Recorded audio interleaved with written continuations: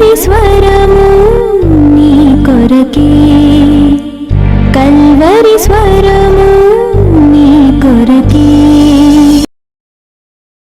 Let us turn your Bibles to 39th chapter, 39th Psalm. 4వ వచనం చూస్తున్నాం. యెహోవా, నా అంతము ఎట్టున్నది, నా దినముల ప్రమాణం ఎంతైనది నాకు తెలుపుము. రెండవది దావీదుకున్న శ్రద్ధ ఏమిటంటే, ఈరోజు నేను బాగున్నాను, ఈరోజు నేను ఆత్మీయంగా ఉన్నాను, ఈరోజు నేను సింహాసనం మీద కూర్చున్నాను, ఈరోజు నేను పరిపాలన చేస్తున్నాను, అంత బాగుంది. కానీ అసలు నా ముగింపు ఎలా ఉండబోతుంది? నేను ఏ స్థితిలో నా జీవితాన్ని ముగించబోతున్నాను? దేవునికి అంగీకారమైన స్థితిలోనైనా, దేవుడు ఆశించే స్థితిలోనైనా, దేవుడు కోరుకునే విధంగానైనా నా ముగింపు ఉండబోతుంది అనేటటువంటి ఆలోచన దావీదుకు వచ్చింది. సహోదరులు, సహోదరులు, ఈరోజు మనం ఆత్మీయులమే, ఈరోజు మనం భక్తులమే, ఈరోజు బాగున్నాం. కానీ నీ ముగింపు ఎలా ఉండబోతుందో ఎప్పుడైనా ఆలోచించావా? ఈ విషయాన్ని కొన్ని వారాల క్రితం నేను 1-2 వర్తమానాల ద్వారా మీతో పంచుకున్నా. ఎగ్జాంపుల్, నోవహు బహునీతిమంతుడు, కృప పొందుకున్నవాడు. ప్రపంచమంతా పాపం చేసినా సరే నోవహు కుటుంబం మాత్రం పాపంలో పడలేదు. ఆ విధంగా తాను కాపాడుకున్నాడు, తన కుటుంబాన్ని కూడా రక్షించుకున్నాడు. కానీ ముగింపు వచ్చేసరికి నోవహు త్రాగుబోతుగా మనకు కనిపిస్తాడు. త్రాగిన మైకంలో అర్ధనగ్నంగా పడిన స్థితిలో నోవహు ముగింపు గురించి మనం చూస్తాం. గొప్పవాడే, ముగింపు బాలేదు. ఇస్సాకు వాగ్దాన పుత్రుడు, 25 సంవత్సరాలు అబ్రహాము యొక్క విశ్వాసము పరీక్షించబడిన తరువాత వాగ్దాన పుత్రుడుగా జన్మించిన వాడు ఇస్సాకు. టీనేజ్లో బలి ఇవ్వవలసి వస్తే అబ్రహాము తీసుకువెళ్ళి ఇస్సాకును బలి ఇవ్వడానికి బలిపీఠాన్ని నిర్మిస్తే దేవుని యొక్క చిత్తాన్ని తన తండ్రి ద్వారా జరిగించాలని చెప్పి ఆశించిన వారిలో ఇస్సాకు ఎంత లోబడినవాడు. దేవుడు చెప్పింది నా తండ్రి చేస్తున్నాడు, నేను లోబడాల్సిందే అని తన్ను తాను సజీవ యాగముగా, బలి యాగముగా అప్పగించుకున్నవాడు. యవ్వన ప్రాయంలో దేవుని సన్నిధిలో ధ్యానించటం నేర్చుకున్నవాడు. దేవుని చిత్త ప్రకారం వివాహము జరగాలని ఆశించినవాడు. కుటుంబంలో సమస్య వచ్చినప్పుడు ప్రార్థన చేసి ఆ సమస్యను జయించిన వాడు. ఇస్సాకులో ఎంత ఆత్మీయత మనకు కనిపిస్తుంది. కానీ ముగింపుకు వచ్చేసరికి ముసలవాడైనప్పుడు, వృద్ధుడైనప్పుడు తన కుమారుని పిలిచి అంటున్నాడు, నేను వృద్ధాప్యానికి వచ్చేసాను, నేను ఇంకా చనిపోబోతున్నాను, నాకు వేటకు వెళ్ళి మంచి మాంసం తీసుకొచ్చి నాకు వండిపెట్టు, నేను తిని చచ్చిపోతాను. ఒకవైపు ఇంట్లో తన పెద్ద కొడుక్కి తన రెండో కొడుక్కి పట్టం లేదు, వారి మధ్య సమాధానం లేదు. ఒకవైపు తనేమో ఒక కొడుకును ప్రేమిస్తుంటే తన భార్యేమో మరొకరిని ప్రేమిస్తూ ఉంటే, ఇంటిలో డివిజన్స్ ఉంటే, ఇంట్లో డిఫరెన్సెస్ ఉంటే, ఇల్లు కట్టుకోవడానికి బదులుగా, చక్కబెట్టుకోవడానికి బదులుగా తన పొట్టను రుచికరమైన ఆహారంతో నింపుకోవాలి అనే శరీర సంబంధమైన కోరికతో వృద్ధాప్యమందు ఇస్సాకు కనిపించడం అంత మంచి ముగింపు కాదేమో. సొలొమోను గురించి బైబిల్లో స్పష్టంగా రాయబడి ఉంది. 1 రాజులు 11వ అధ్యాయము 1 నుంచి కొన్ని వచనాలు. మోయాబీయులు, ఎదోమీయులు, అమోనీయులు, సిదోనీయులు, హిత్తీయులు అను జనులు మీ హృదయములను తమ దేవతల తట్టు త్రిప్పుదురు గనుక వారితో సహవాసము చేయకూడదనియు, వారిని మీతో సహవాసము చేయనీయకూడదనియు యెహోవా ఇశ్రాయేలీయులకు సెలవిచ్చున్నాడు. అయితే రాజైన సొలొమోను ఫరో కుమార్తెను గాక ఆ జనులలో ఇంకా అనేక మంది పరస్త్రీలు మోహించి కామాతురత గలవాడై వారిని ఉంచుకొనుచు వచ్చెను. అతనికి 700 మంది రాజకుమార్తెలైన భార్యలను 300 మంది ఉపపత్నులను కలిగి ఉండిరి. అతని భార్యలు అతని హృదయమును త్రిప్పివేసిరి. సొలొమోను వృద్ధుడైనప్పుడు అతని భార్యలు అతని హృదయమును ఇతర దేవతల తట్టు త్రిప్పగా అతని తండ్రి అయిన దావీదు హృదయము వలె అతని హృదయము దేవుడని యెహోవా యెడల యథార్థము కాకపోయెను. సొలొమోను అష్టోరోతు అను సీదోనీయుల దేవతను, మిల్కోము అను అమోనీయుల హేయమైన దేవతను అనుసరించి నడిచెను. ఈ ప్రకారము సొలొమోను యెహోవా దృష్టికి చెడు నడత నడిచి తన తండ్రి అయిన దావీదు అనుసరించినట్లు యథార్థ హృదయంతో యెహోవాను అనుసరింపలేదు. సొలొమోను కెమోషు అను మోయాబీయుల హేయమైన దేవతకును, మొలేకు అను అమోనీయుల హేయమైన దేవతకును యెరూషలేము ఎదుటనున్న కొండ మీద బలిపీఠములను కట్టించెను. తమ దేవతలకు ధూపము వేయుచు బలులను నర్పించుచుండిన పరస్త్రీలైన తన భార్యల నిమిత్తము అతడు ఇలాగూ చేసెను. చేసెను. అంతేకాదు 9వ వచనం 10వ వచనము, ఇశ్రాయేలీయుల దేవుడైన యెహోవా అతనికి 2 మారులు ప్రత్యక్షమై నీవు ఇతర దేవతలను వెంబడింపవలదని అతనికి ఆజ్ఞాపించినను సొలొమోను హృదయము ఆయన యొద్ద నుండి తొలగి పోయెను. సొలొమోను మహాజ్ఞాని, దావీదు యొక్క ప్రియమైన కుమారుడు. తన జ్ఞానాన్ని గురించి విన్నవాళ్ళు దేశ విదేశాల నుంచి వచ్చి ఆ జ్ఞానాన్ని పరిశీలించి పరిశోధించి అబ్బో అబ్బో అని చెప్పన్నారు. సొలొమోను దేవాలయము కట్టినవాడు, దావీదు యొక్క ముద్దుల కుమారుడు, దేవుడు బహుగా ప్రేమించినవాడు, వృద్ధాప్యానికి వచ్చినప్పుడు సామెతల గ్రంథాన్ని రాసినవాడు, కీర్తనలో అనేక కీర్తనలు రాసినవాడు, ఎన్నెన్నో పద్యాలు రాసినవాడు, మహాజ్ఞానము గలవాడు. వృద్ధాప్యానికి వచ్చినప్పుడు ఏమైపోయింది? బైబిల్లో మనం చూస్తున్నాం.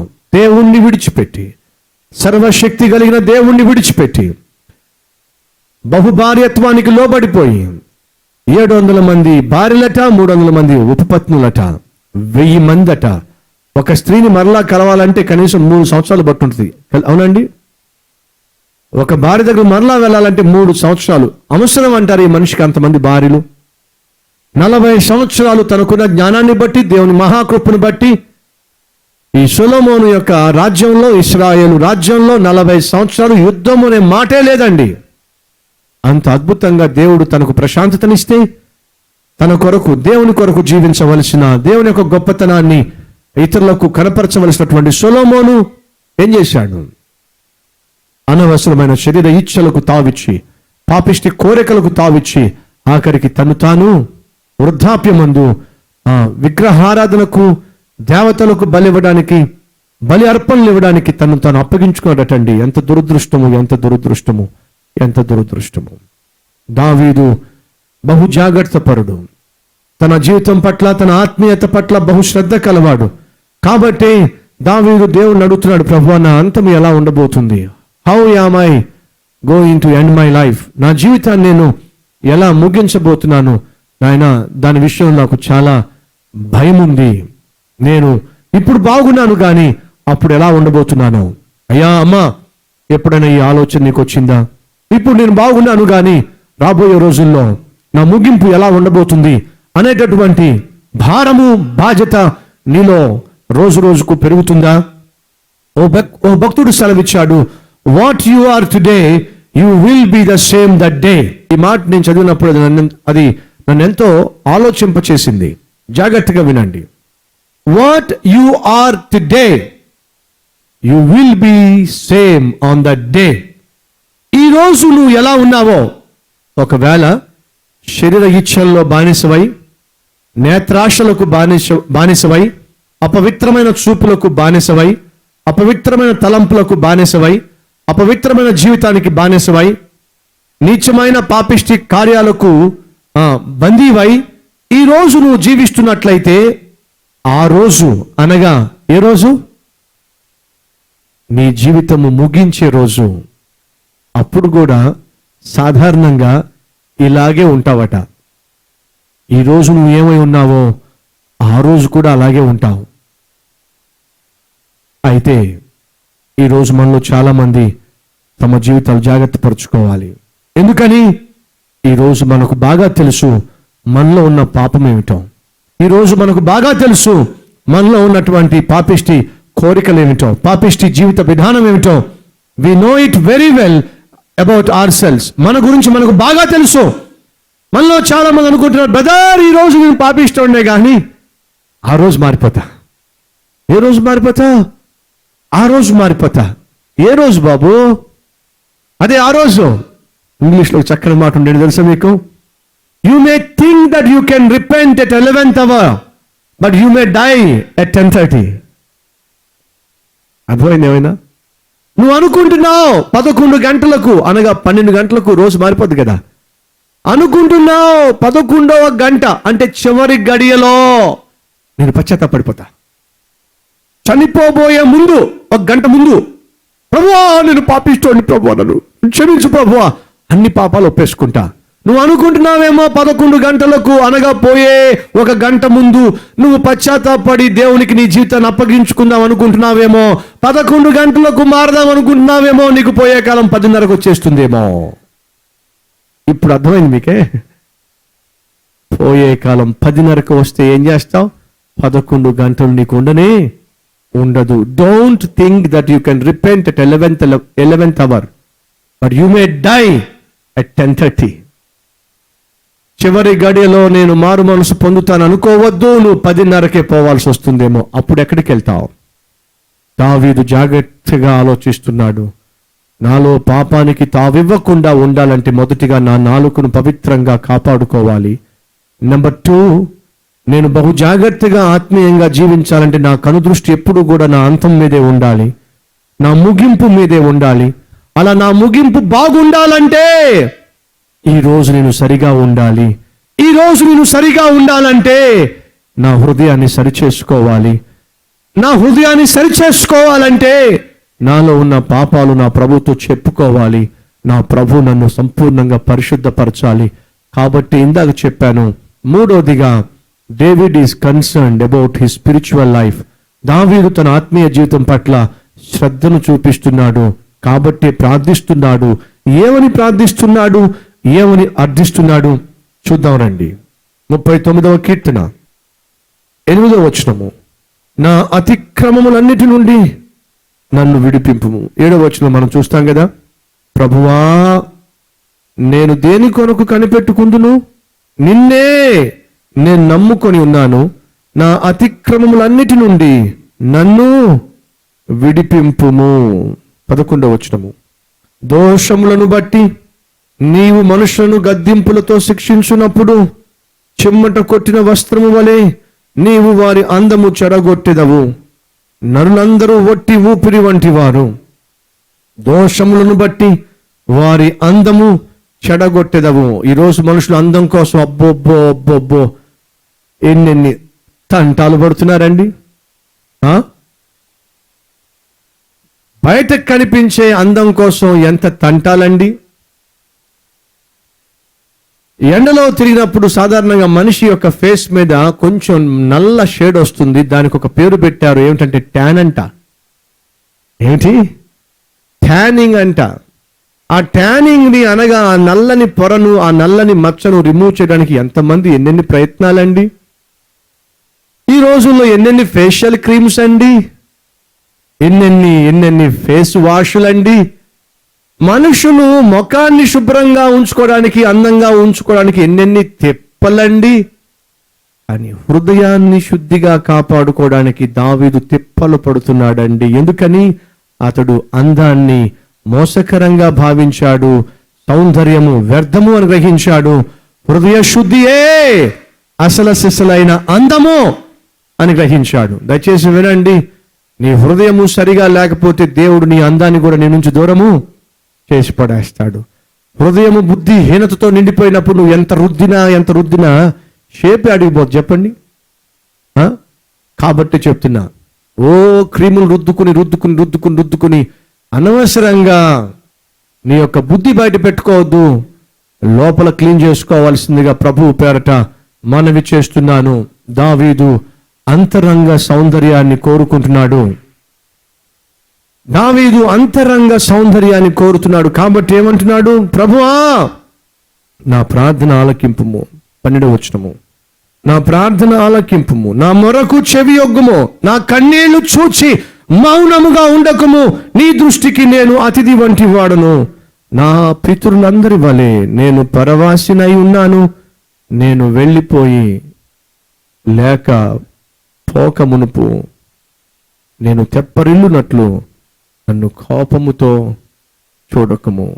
జాగ్రత్తగా పరిశీలన చేస్తే దావీదుకి ఎందుకో ఓ డౌట్ వచ్చేసింది. నేను ఇంక వెళ్ళిపోయే రోజు దగ్గర అయిపోయిందేమో.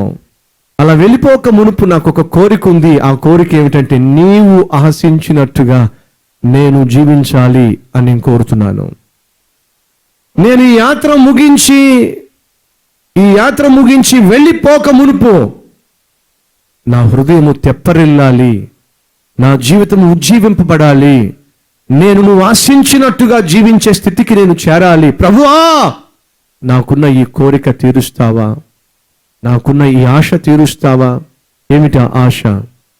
నా హృదయాన్ని తెప్పరిల్ల చేస్తావా? నాలో ఉన్న పాపాన్ని పూర్తిగా నా నుంచి తొలగించి వేస్తావా? ఎందుకని? నేను మంచి ముగింపు కలిగి ఉండాలని ఆశపడుతున్నా. ఈ లోకయాత్రని చక్కగా ముగించాలని ఆశపడుతున్నా. ఈరోజు ఈ మాటలు వింటున్న నా ప్రియ సహోదరి, నా ప్రియ సహోదరుడా, ఒక్కసారి ఆలోచించు, నీ ముగింపు ఎలా ఉండబోతుంది? ఈరోజు నువ్వు ఏమై ఉన్నావో బహుశా నీ ముగింపులో కూడా నువ్వు అదే అయి ఉండబోతున్నావేమో. ఒక్కసారి గమనించు. ఈరోజు నువ్వు ఏ పాపముతో బందీగా ఉన్నావో, ఏ పాపానికి దాసోహం అవుతున్నావో, ఏ పాపాన్ని విడిచిపెట్టలేకపోతున్నావో, నువ్వు అనుకుంటున్నావు ఈ పాపాన్ని నేను విడిచిపెట్టేస్తా. ఎప్పుడు? నెక్స్ట్ మంత్, ఎప్పుడు? నెక్స్ట్ ఇయర్, ఎప్పుడు? పెళ్ళైపోయిన తర్వాత, ఎప్పుడు? వృద్ధాప్యానికి వచ్చినప్పుడు. బ్రదర్స్, శరీరానికి వృద్ధాప్యం ఉంది కానీ బుద్ధికి మాత్రం వృద్ధాప్యము లేదు నాయన. నీ ఆత్మకు మాత్రము వృద్ధాప్యము లేదయ్యా. కొంతమంది అనుకుంటూ ఉంటారు ఏమనంటే కొన్ని పాపాలు పెళ్ళైపోయిన తర్వాత ఆగిపోతాయి. నో నాయన. ఎందుకని? పాపానికి బౌండరీసు లేవు. సైతాను శోధనలు కూడా లిమిట్స్ లేవు. ఈరోజు నీ పాపాన్ని దేవుని సన్నిధిలో ఒప్పుకొని విడిచిపెట్టినట్లయితే, ఈరోజు నీవు కలిగి ఉన్నటువంటి దుస్థితిలో నుంచి బయటపడి నీ పరిస్థితిని, నీ హృదయ స్థితిని మార్చుకున్నట్లయితే, ఈరోజు నువ్వు కడగబడిన వాడిగా ఇక్కడి నుంచి బయటకు వెళ్తే, ఈ లోకయాత్ర ముగించి ఇక్కడి నుంచి బయటకు అనగా పరలోకానికి కడగబడిన వాడిగానే వెళ్తావు. అలా కాకుండా ఈరోజు ఒకవేళ దుస్థితిలోనే, దుర్మార్గపు హృదయ స్థితిలోనే నువ్వు వెళ్ళినట్లయితే, ఒకవేళ నీ ముగింపు త్వరలోనే ఉన్నట్లయితే, నువ్వు తిన్నగా నరకానికే వెళ్తావు అనే సత్యం మర్చిపోవద్దని ప్రభు పేరట మనవి చేస్తున్నా. ఉన్నారా ఈరోజు? నా ముగింపు బాగుండాలి. ఉన్నారా ఈరోజు? నా స్థితి ఈరోజు బాగోలేదు కాబట్టి ఆ స్థితిని నా ప్రభువుకు అంకితం చేసి, నా హృదయాన్ని బాగు చేసుకుని, పరిశుద్ధపరచుకొని, ప్రభువుకు అంగీకారంగా నేటి నుంచే నేను జీవించాలి. ఎందుకని? ఈరోజు నేనేమై ఉన్నానో అదే స్థితిలో ఒకవేళ మరణించే రోజు ఉన్నట్లయితే తిన్నగా నరకానికే వెళ్తాను. అప్పుడు మీరు అనొచ్చు, లేదు లేదు బ్రదర్, ఇవాళ నేను మారకపోయినా రేపు మాపు మారతాను బ్రదర్. ఈరోజు మారకపోయినా ఏదో ఒక రోజు నాలో మార్పు అయితే వస్తుంది బ్రదర్. ఆ రోజు వచ్చినప్పుడు తప్పక మారతాను బ్రదర్. నిజమైన సంఘటన, జరిగిన సంఘటన మీతో పంచుకుంటున్నాను. ఒక ప్రాంతంలో మీటింగ్స్ అవుతున్నాయి. తన రూమ్మేట్ని అడిగాడు, నువ్వు నాతో పాటు మీటింగ్కి వస్తావా? నేను రానని చెప్పన్నాడట. లేదురా, నువ్వు యేసుక్రీస్తు గురించి నువ్వు పూర్తిగా వినలేదు కదా. ఈరోజు వాక్యాన్ని బోధించేటటువంటి ఆ సేవకుడు చాలా చక్కగా స్పష్టంగా మాట్లాడతాడు. ఆయన చెప్పేది నువ్వు తప్పనిసరిగా ఇష్టపడతావు, రారా అని చెప్పేసాడంటే తప్పని పరిస్థితిలో ఇంకా ఫ్రెండ్ వచ్చాడు. ఆ సువార్తికుడు చాలా చక్కగా, చాలా అద్భుతంగా యేసయ్య గురించి వివరించాడు. యేసయ్య ఎందుకు ఈ లోకానికి వచ్చాడో తెలియచేశాడు. శిలువలో ఆయన చేసిన త్యాగం ఏమిటో కూడా వివరించాడు. ఇదంతా విన్న తర్వాత ఆ కుర్రవాడికి అర్థమైపోయింది తన జీవితం పాపంలో ఉందని, తన పాపాన్ని క్షమించడానికి యేసుక్రీస్తు లోకానికి వచ్చాడని, ఆ క్రీస్తును సొంత రక్షకునిగా అంగీకరిస్తే తను నరకానికి వెళ్ళనవసరం లేదనే విషయం అంతా కూడా గ్రహించాడు. తనకు తెలియకుండానే తాను చేసిన పాపాల వల్ల యేసుక్రీస్తు ఏ విధంగా శిలువలో మరణించాడో ఆ దృశ్యాన్ని తన కళ్ళ ముందు కనిపించినప్పుడు తన కళ్ళలోంచి కన్నీళ్లు వచ్చినాయి. ఈ లోపల ఎవరో వచ్చి భుజం మీద చేయి వేశారు. ఏంటని కళ్ళు తెరిచి చూస్తే తన ప్రియురాలు గర్ల్ ఫ్రెండ్ వచ్చింది. వచ్చి అంది, పిచ్చోడా నువ్వు ఎందుకు వచ్చేవరికి? నీకేం సంబంధం? నీకు నాతో కదా సంబంధం, నాతో కదా బంధం, రా బయటికి. ఆ ఫ్రెండ్ అన్నాడు, ఈరోజు నన్ను నువ్వు తొందర చేయొద్దు, నేను రాలేను, నా మాట విను అని అంటే ఆ అమ్మాయి అంటుందట, నువ్వు ఇక్కడికి వచ్చాయేమిటి? నువ్వేమిటి? నీ మతం ఏమిటి? నీ నమ్మకం ఏమిటి? నీకు భక్తి ఎందుకు? రా, సినిమాకి వెళ్దాం, రా రా. అతను అన్నాడు, నేను ఈరోజు రాను, నన్ను తొందర చేయొద్దు. అప్పుడు ఆ అమ్మాయి తొందరపడి ఒక మాట అనేసింది, ఈరోజు నువ్వు నాతో పాటు ఆ సినిమాకి వస్తే నీ ముఖం నాకు చూపించు, లేదంటావా ఇంకెప్పుడు నీ ముఖం నేను చూడను అని కోపంతో వెళ్ళిపోయింది. ఇప్పుడు సైతాన్ కూడా వచ్చి అంటాడు, ఇదిగో ఈ యేసుక్రీస్తు ఎక్కడికి వెళ్ళడు, 2 సంవత్సరాలకి ఇలాగే మాట్లాడుతున్నాడు, నువ్వంటే నాకు ప్రాణము, నేను రక్షిస్తా, నీ పాపాలు క్షమిస్తా, ఇలాగే చెప్తున్నాడు యేసుక్రీస్తు. ఆయన ఎక్కడికి పోడు. ఇదిగో 3 సంవత్సరాలుగా ప్రేమిస్తున్నావు, ఆ అమ్మాయి వెళ్ళిపోతే మళ్ళీ నీకు దొరకదు. ముందు ఆ అమ్మాయి సంగతి చూసుకో, ఆ తర్వాత యేసయ్య సంగతి చూడొచ్చు అని చెప్పేసి సైతాను వచ్చి ఒక చావు సలహా ఇస్తే ఆ కుర్రవాడు నెమ్మదిగా లేచాడు. లేచి బయటకు వెళ్ళిపోతూ బైక్ స్టార్ట్ చేస్తూ ఉంటే ఇదంతా గమనించిన ఆ పాస్టర్ గారు గబగబా వాక్యాన్ని ముగించి ఆ పార్కింగ్ దగ్గరికి వెళ్ళాడు. బైక్ స్టార్ట్ చేసిన కుర్రవాడిని చూసి, బాబు నువ్వు వాక్యాన్ని విన్నప్పుడు నీకు తెలియకుండానే కళ్ళల్లోంచి నీళ్ళు వచ్చి నేను గమనించాను, ఎక్కడికి వెళ్తున్నావు అంటే, సార్ నేను ఇట్లా నా ఫ్రెండ్ వచ్చింది రమ్మంది, నేను వెంటనే వెళ్ళిపోవాలి, లేకపోతే అమ్మ నేను కోల్పోతాను, నా మాట విన నేను వెళ్ళిపోవాలి. ఆ పాస్టర్ గారు చెప్పారట, నువ్వు యేసుక్రీస్తు నీ కోసం ప్రాణం పెట్టాడని గ్రహిస్తున్నావా? నేను గ్రహిస్తున్నానండి. మరి ఆయనకి నీ జీవితాన్ని ఇవ్వాలని ఆశపడుతున్నావా? ఇవ్వాలని ఆశపడుతున్నాను, కానీ ఇచ్చే లోపల ఆమె వచ్చేసిందండి. కాబట్టి మీరు నాకు ఒక 3 hours టైం ఇవ్వండి, నేను మ్యాట్నీకి వెళ్తాను, మ్యాట్నీకి వెళ్ళి నేను మ్యాట్నీ షో చూసేసి ఫస్ట్ ఈవినింగ్ మీటింగ్ ఉంటుంది కదా, దాన్ని వచ్చేస్తాను, ఒక 3 hours నాకు టైం ఇవ్వండి అని అంటే పాస్టర్ గారు చెప్పారట, అయ్యా నువ్వు పరలోకపు గుమ్మం దాకా వచ్చేసావయ్యా, ఒక్కడుగు వేస్తే నువ్వు పరలోకాన్ని స్వతంత్రించుకుంటావయ్యా, యేసుక్రీస్తు నీ సొంత రక్షకునిగా అంగీకరించయ్యా, ప్లీజ్ అయ్యా అని అంటే అతను అంటున్నాడు, లేదు పాస్టర్ గారు 3 గంటల్లో వచ్చేస్తాను పాస్టర్ గారు, నా మాట వినండి పాస్టర్ గారు, లేకపోతే ఆ అమ్మాయి నాకు శాశ్వతంగా దూరం అయిపోతుంది పాస్టర్ గారు, ప్లీజ్ పాస్టర్ గారు. ఎంతోసేపు బ్రతిమలాడినా సరే ఆ కుర్రవాడు వెళ్ళా ఆఖరికి బైక్ స్టార్ట్ చేసుకుని వెళ్ళిపోయాడు.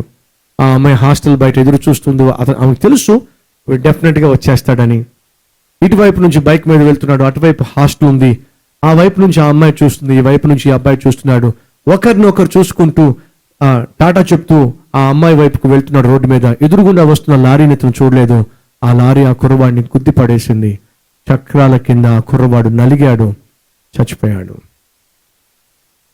3 గంటల్లో నేను తిరిగి వచ్చేస్తాను పాస్టర్ గారు, వచ్చి పశ్చాత్తాపడతాను పాస్టర్ గారు, నా జీవితాన్ని యేసయ్యకి అంకితం చేస్తాను పాస్టర్ గారు. 30 నిమిషాలు కూడా ఆ వ్యక్తికి లేదు అనే సంగతి ఆ కుర్రవాడికి తెలియదు. దావీదు ఆత్మీయుడు అంటున్నాడు, అయ్యా నా అంతము ఎలా ఉండబోతుంది, ఎప్పుడు ఉండబోతుంది నాకు తెలియచే ప్రభువా, నేను ఈ యాత్ర ముగించక మునిపే నా జీవితం చక్కబెట్టుకోవాలి అని ఆశపడుతున్నాను. నా ప్రాణము తెప్పరెల్లాలి, నా హృదయము బాగుపడాలి, నాలో ఉన్న నిర్జీవము నా నుంచి విడిచిపెట్టేసేయాలి, నాలో ఉన్న నులివెచ్చనితనము నా నుంచి దూరం కావాలి. నేను నా యాత్ర ముగించి లేకపోక మునుపో నన్ను తెప్పరిల్ల చేస్తావా, నన్ను ఉజ్జీవింపజేస్తావా, నన్ను సంపూర్ణంగా నీ వాడిగా నన్ను మార్చేసుకుంటావా? ఆనాడు దావీదు తన ముగింపు గురించి ముందే ఆలోచించి అందుకు కావలసిన సిద్ధపాటును ప్రార్థన ద్వారా కలిగి ఉంటున్నాడు. ఈరోజు ఈ మాటలు వింటున్న నా ప్రియ సహోదరుడా, నా ప్రియ సహోదరి, దావీదు కలిగి ఉన్న ముగింపు నోవహుకు లేదు, దావీదు కలిగి ఉన్న ముగింపు సొలొమోనుకు లేదు, దావీదు కలిగి ఉన్న ముగింపు ఇస్సాకుకు లేదు, దావీదుకు కలిగి ఉన్న ముగింపు బైబిల్లో చాలా మందికి లేదు. కారణం తెలుసా? దావీదుకున్న జాగ్రత్త అనేక మందిలో లేదు. ఈరోజు దావీదు మన మధ్య ఉండి మీతో తన కీర్తన ద్వారా మాట్లాడుతున్నాడు. ఏమని? పాపము చేయకుండా నా నాలుకను నా శరీరాన్ని కాపాడుకున్నాను, మంచి ముగింపు కొరకు ఎప్పుడు కూడా దేవుని సన్నిధిలో కనిపెట్టాను, నాకు దేవునికి మధ్య ఉన్న పాపాలన్నిటినీ ఎప్పటికప్పుడు సరిచేసుకున్నాను, నీతిగా యథార్థంగా జీవించే ప్రయత్నం చేశాను. ఆనాడు ఎలా ఉన్నానో చివరి వరకు అలాగే ఉండే ప్రయత్నం చేశాను. ప్రభు నన్ను కనికరించాడు, మంచి ముగింపునిచ్చాడు. ఎందుకని? దావీదుకు మంచి ముగింపు, అందుకు సిద్ధపడ్డాడు. ఈరోజు ఈ మాటలు వింటున్న సహోదరుడా, సహోదరి, మంచి ముగింపు కొరకు ఈరోజు ప్రార్థన చేస్తావా?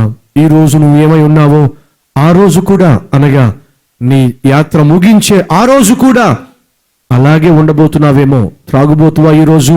చచ్చేటప్పుడు కూడా త్రాగుబోతుగా చావబోతున్నావేమో. తిరుగుబోతువా ఈరోజు?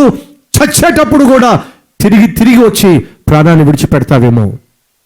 దూషించేవాడివా, దొంగవా, వ్యభిచారివా, వేశ్యవా, మోసగాడివా, జీవితాలతో ఆటలాడేవాడివా, శరీరాన్ని మలినం చేసుకునేవాడివా, అపవిత్రమైన జీవితంతో అపజయం పాలైపోయిన వాడివా, ఆనాడు కూడా అదే బ్రతుకులో చస్తావేమో, చచ్చి నరకానికి వెళ్తావేమో.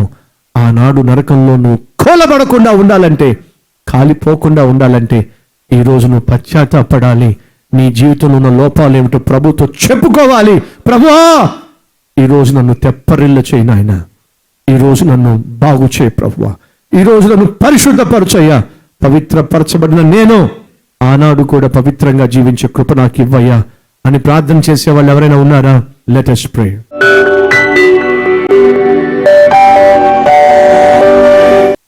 దావీదు వలె ముగింపు గురించి ఆలోచన కలిగి కార్యారంభం కంటే కార్యాంతమే మేలని, ఒకరి జన్మదినము కంటే ఒకరి మరణ దినమే క్షేమమని గ్రహించి, నాయనా మా ముగింపు గురించి మేము ఆలోచిస్తూ ఎప్పటికప్పుడు మమ్మల్ని మేము జాగ్రత్త పరుచుకొని భద్రపరుచుకొని నీకు దగ్గరగా జీవించే భాగ్యం మాకు ఇవ్వండి. ఈ రోజు నీకు దగ్గరగా మేము జీవిస్తే ఆ రోజు కూడా దగ్గరగానే జీవించే అవకాశం ఉంటుంది కనుక, ఈ రోజు నీ చేతిలో చేయి వేసి మేము నడిస్తే ఆ రోజు కూడా ఈ లోకయాత్ర ముగించి పరలోకం చేరే అవకాశం ఉంటుంది కనుక, అట్టి కృప ఎందరైతే తమ చేతులు నీకు అప్పగిస్తున్నారో వారిని ప్రభువా మీ చేతిలో తీసుకొని నీ రాజ్యంలో చేరేంత వరకు ఆ చేతిని విడిచిపెట్టవద్దని, నన్ను మమ్మలను విడిచిపెట్టవద్దని కనికరించమని యేసు నామములో వేడుకుంటున్నాం తండ్రి, ఆమేన్. కుటుంబ సమస్యలా, కుదరని రోగమా, అప్పుల బాధలా, నిరాశ నిస్పృహలలో నలిగిపోతున్నావా? మనశ్శాంతి కరువైందా? జీవితంపై విరక్తి చెందావా?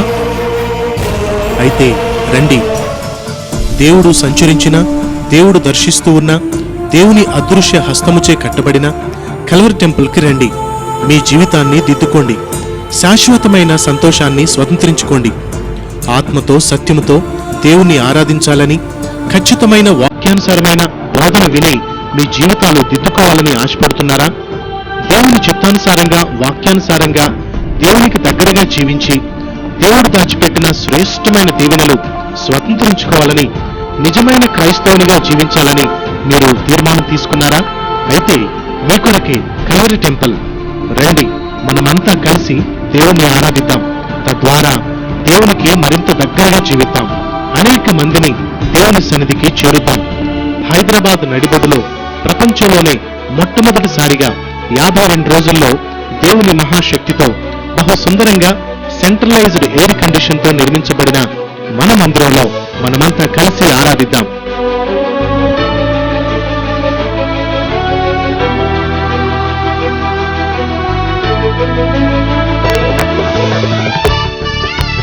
కల్వరి టెంపుల్ ని దర్శించవలసిన address Calvary temple road, Hyder Nagar, Hyderabad.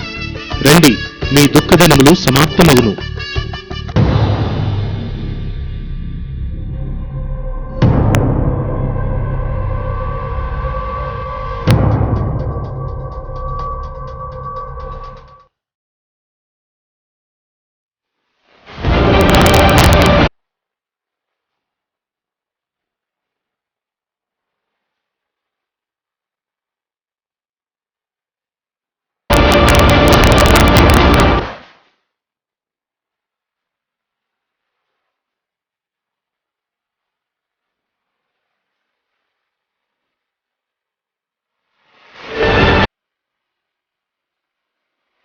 ఆ క్రీస్తు నీలో అడుగు పెట్టకపోతే నువ్వు లోకంలో అడుగు పెట్టే అవకాశము లేనే లేదు లేదు లేదు.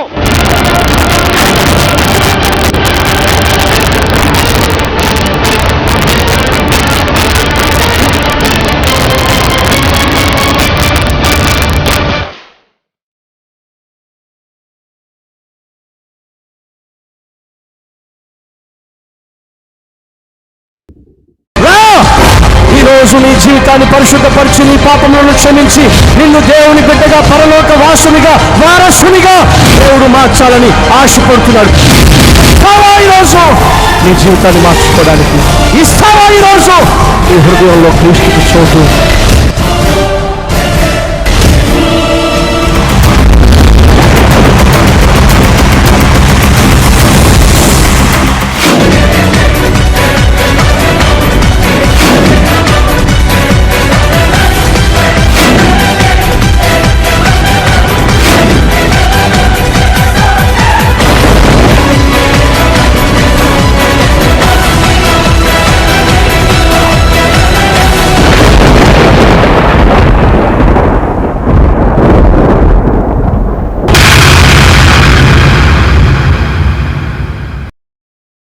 Address Calvary, Post Box number 30, Kokatpalli, Hyderabad 72.